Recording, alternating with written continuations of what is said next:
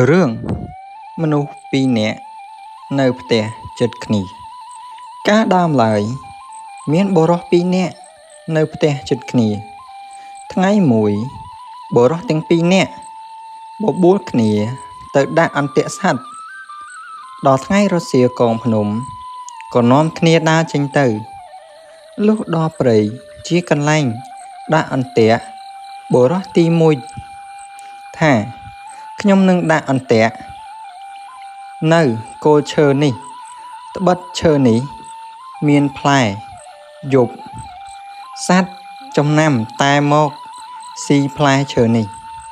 បុរសទី2ឆ្លើយខ្ញុំក៏ចង់ដាក់អន្ទាក់កន្លែងនឹងដែរប៉ុន្តែឥឡូវបើអ្នកដាក់នៅគល់ឈើមានតែខ្ញុំដាក់នៅលើចុងឈើរួចយើងចាំមើលព្រឹកឡើងរបស់អ្នកណាជាប់សិននិយាយគ្នាហើយម្នាក់ដាក់នៅគល់ឈើស្រេចហើយវិលមកផ្ទះវិញលាគ្នាទៅផ្ទះរៀងខ្លួនឯអ្នកដាក់អន្ទាក់នៅចុងឈើនោះវិលមកដល់ផ្ទះហើយយប់នោះគិតគ្នាពីរនាក់ប្តីប្រពន្ធថាតាំងពីដូនតាមកមិនដែលឮថាអ្នកណាដាក់អន្ទាក់លើចុងឈើឲ្យសត្វជើង4ដើរនៅលើចុងឈើទេឥឡូវនេះអញដាក់អន្ទាក់លើចុងឈើតើធ្វើម្ដេចនឹងបានសះដូច្នេះអញឮមន់រងាវទៅមើលបើឃើញសត្វជាប់អន្ទាក់គេនៅដីអញដោះយកទៅចងនឹងអន្ទាក់អញឯចុងឈើដល់ព្រឹកឡើងអញទៅមើលជាមួយអ្នកនោះហើយអញដោះយកសត្វទៅជូនលោកតាសុភាសេកបើវាមិនសុខចិត្តដូចម្ដេចមុខជាកើតក្តីគង់តែដល់សុភាសេកមិនខានសុភានឹងសេកកាត់សេចក្តីឲ្យវាចាញ់ជាប្រកបប្តីប្រពន្ធគិតគ្នាហើយដេកទៅដល់មន់រងាវឮពីដំណេកប្រលប់មុខស៊ីស្លាហើយចេញពីផ្ទះ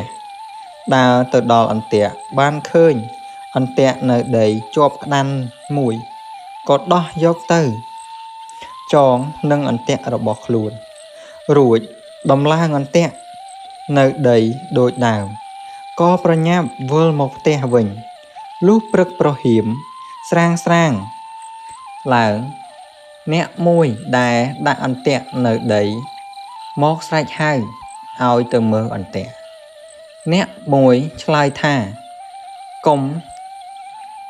រលេះរលាស់ត្បិតអន្ទាក់ខ្ញុំមិនសង្ឃឹមទេត្បិតនៅលើចុងឈើក្រែងតែអន្ទាក់អ្នកនៅដីនោះខ្ញុំមិនហ៊ានថាបើបានចែកគ្នាស៊ីផងពាក្យនេះជាពាក្យចំអកឲ្យអ្នកមួយត្បិតដឹងការមុនហើយ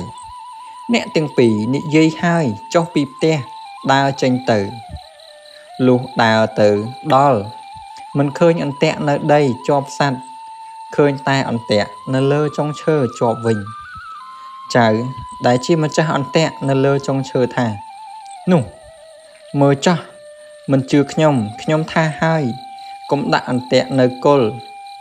ឲ្យដាក់អន្ទាក់នៅលើចុងឥឡូវមើលរបស់អ្នកណាជាប់ហើយឡើងទៅដោះយកសัตว์ចុះមកនាំគ្នាវិលមកផ្ទះវិញក៏លាគ្នាទៅផ្ទះរៀងខ្លួន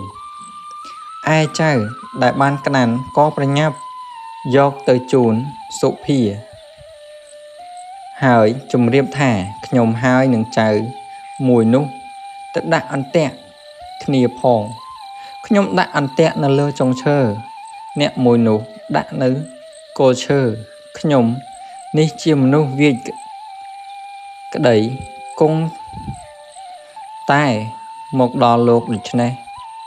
តាមតែលោកមេត្តារកសេចក្តីយ៉ាងណាឲ្យតែក្តីខ្ញុំឈ្នះវាចោះខ្ញុំនឹងដឹងគុណលោក từ ngày mục Sụ phìa ban sạch đàn hơi lại thả ảnh từ róc slam lưu mọc ở chăm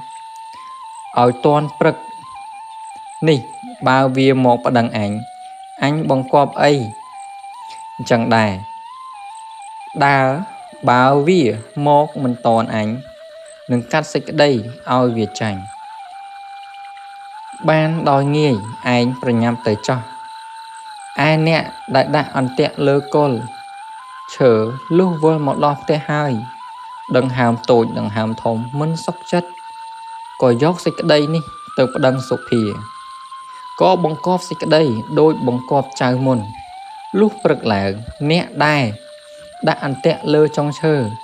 có dốc ai văn từ đỏ môn